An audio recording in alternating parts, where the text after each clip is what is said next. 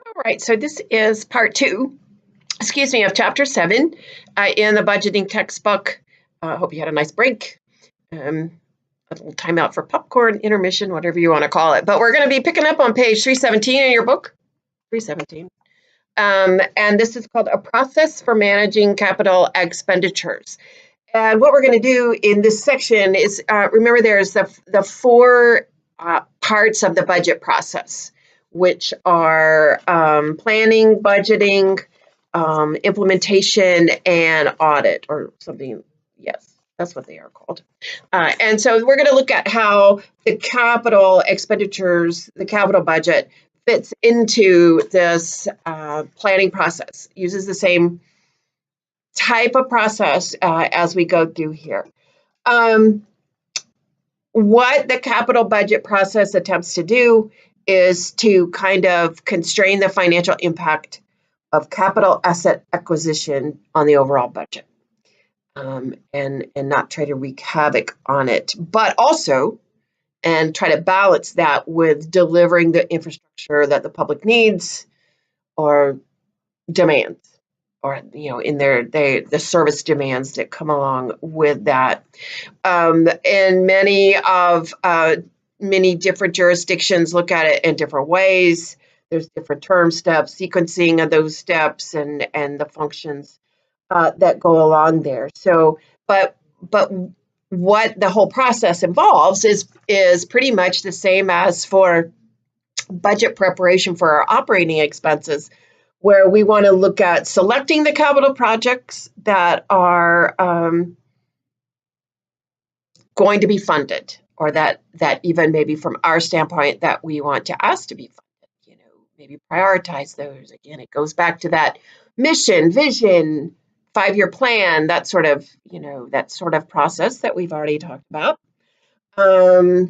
Looking at the timing of the expenditures on these projects, and then fitting those projects into the overall finances of the government. So that is the process in a nutshell, I guess we can say. So you have to keep in mind too that it's also complicated by maybe what the citizenry wants, what they see as the services that they want. It may be, or maybe the services they don't want. Maybe they want the school across the street. Their kids can walk to school. Or maybe it's the nuclear power plant or nuclear power waste plant they don't want in their community. And so there's a lot of those types of decision-making, I guess political decision-making that goes into this process. It's not as cut and dry as it might be in the private sector as well. The capital budget will become an element of the overall budget, but it's just viewed separately. And it is just reviewed separately. So it is a part of that. It has to be a part of the expenditures when we're looking at the budget and the years of the budget and maybe those future years. We have to remember that it is long term, and so we hope that it is not a foolish idea that we are funding or that we're asking for that would change when a new person went into office. Though you never know. Some people don't feel bound by the actions of those before him or her. So hopefully that's not the case, but that's also another consideration that makes it a little bit different. Remember, as I said, the 4 elements of the budget process: planning, budgeting, implementation / execution, and audit are the specific applications of the budget cycle. And we're going to look at those in terms of the capital budgeting process. On page 318 in your book is a nice flow chart that shows what happens under each step with the capital budgeting process: planning, budgeting. Under planning, we have update inventory, identify projects, project evaluation, and then project ranking. In the budgeting, we have the financing and the budget part, implementation, procurement, and monitoring, and then audit and external audit. So that's a nice logical, as it says, flow chart that helps us know what happens under each section of the budget. So in the planning process, under that flow chart, we'll see that the first step there is to update the inventory and assess asset condition. What we're trying to do there is get, if you've had the community risk reduction course, I would parallel this with community risk assessment. We're trying to get a baseline of the capital facilities that are owned by the government or the agency that we are working for, the age of the facility or the equipment, the assessment of its condition, how much is it used, its capacity for use, and then how much is it going to cost to replace it. And so, or I think another factor may be how much is it going to cost to repair it if it is need of repair. How much we initially paid for it really doesn't matter in this process right now. But as we go through this process, this helps the government estimate the needs for renewal, replacement, expansion, and even retirement of some of its existing capital. So this helps also in the prioritization process that we're going to go through as far as, what we need to do with these capital items, and is there a useful life even as we look at different things. What is the useful life of an engine? An ambulance is probably a really good one to look at, as much as they run up and down the road in some communities. So what is the useful life of that? What is going to be the benefit of replacing it or repairing it? Can we still repair it? So after this inventory, the government may create a catalog of current inventories, of capital inventories, with a general estimate of their cost. They may have a capital improvement program. You'll see the initial CIP within the text, and that's what that represents, capital improvement program, with that has the list of projects from each of the agencies and maybe even private organizations that are seeking funding as well, with a justifying narrative and the cost data. You can't submit a capital expenditure. You can, but you should not submit a capital expenditure without some kind of costing out. A bid is maybe what we're talking about here. They should be there should be some sort of cost estimate, official cost estimate. And this is what the government's going to look at. This is how they're going to screen this, the planning department or the budgeting department.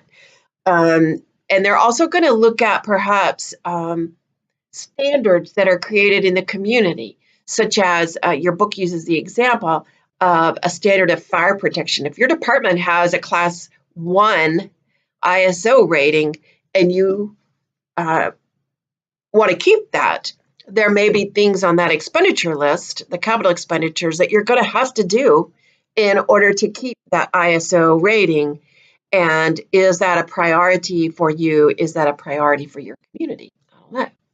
So there's a lot of different types of prioritization systems. Some that are listed in the book include functional areas such as natural resources, higher education, transportation, and assistance for local government projects. There's also a prioritization that can be based on the severity of the problem, such as health and safety of the population. Critical maintenance of facilities are things that, what is the severity of the issue if we don't do this, if we don't fund this project. And the status of support, such as the governor's priorities or the managing, the city council, the county commissioner, the mayor. What are those priorities as well? Some places may have a formal scoring system for their projects. That's certainly possible as well, though I think it says in here that most don't. Many states have no clear ranking. I guess it's just kind of a pick and choose what they want to do. There has to be some sort of priority decisions based on this. So it's not as simple as it sounds, as some of this sounds, simply because of the economic, political, and social forces that are involved in the public budgeting process. If we're doing this in a private sector, it may just be very cut and dry. Bam, bam, bam, bam, bam.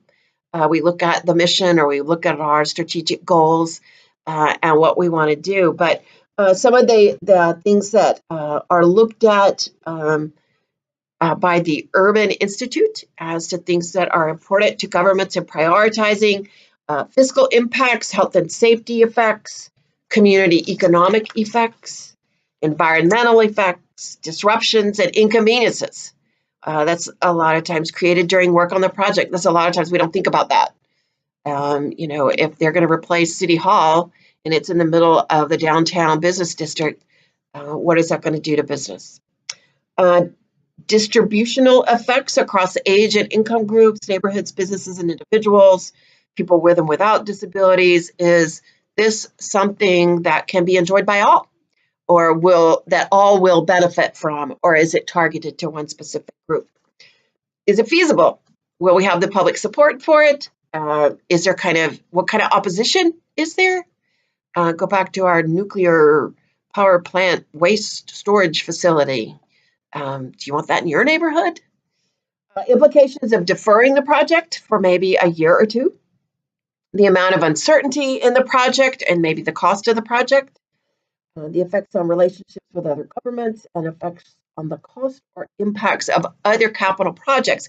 And this is something that we have to remember, is that this foregone opportunity comes into play here when we're talking about, especially with capital projects. We're choosing some over others. And that's a cost, that foregone opportunity or that foregone benefit that we might see.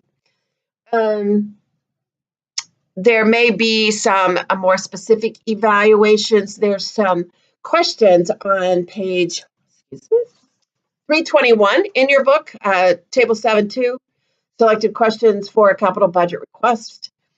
You can look at those. I'm not going to read all of them, but it's talking about the benefits. What are the plans? What happens if we delay it? And a lot of those questions go back to those items, the 10 items that we just discussed. So we want to make sure that that we are looking at these things in a well-rounded way and not just at the dollars. And so this again, it's maybe around scheduling. A lot of times places need to schedule, they may schedule improvements in the summertime when schools are out, if it relates to schools.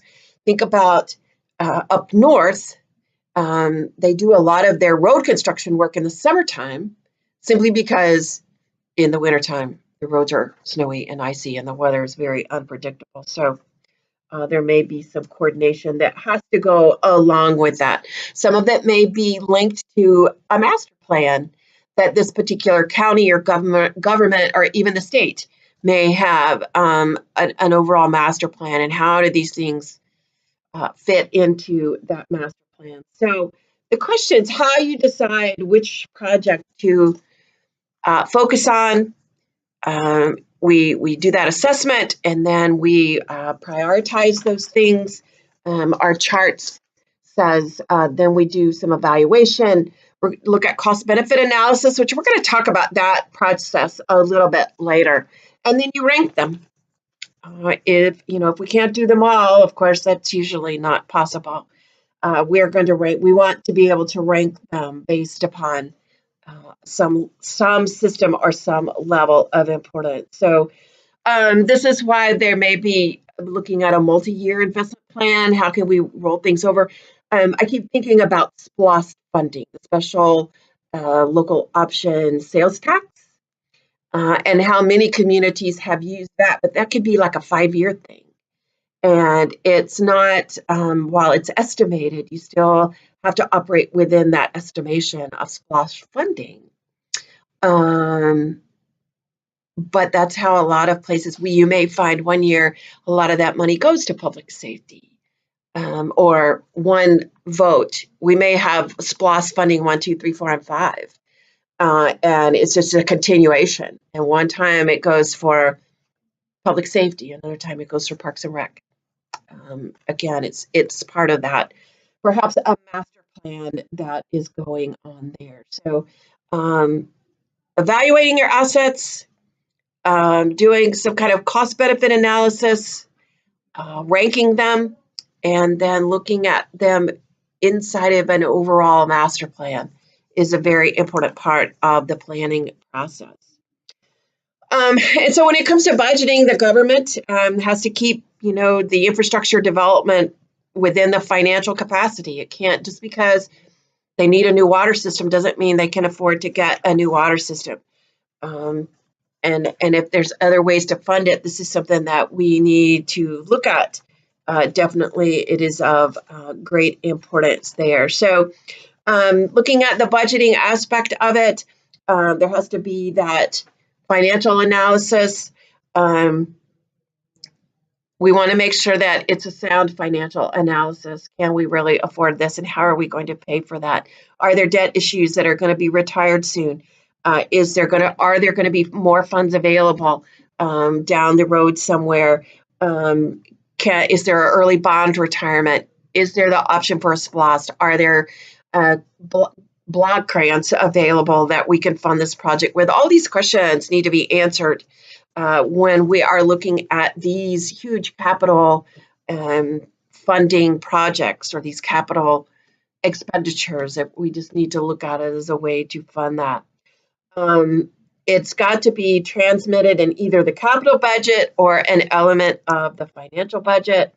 And so all these things have to be defined within the budget, so that when it goes to be voted on, people will understand what that process is. The Government Finance Officers Association has a best practices guide, which identifies some necessary elements to a capital budget. A definition of capital expenditures for that particular government. There may be a dollar amount that this particular jurisdiction considers a capital expenditure. The summary information of capital projects by fund and category, a schedule of completion for the project, a description of the general scope of the project, a description of any impact the project will have on the current or future operating budgets, estimated cost of the project, funding sources, the funding authority, and any analytical information. And I just want to bring this up right here, and I can't remember if we talk about it later, or I think it does come up a little bit later, but I'm going to go ahead and talk about it. When you talk about a capital expenditure or a capital project, think about building a new school.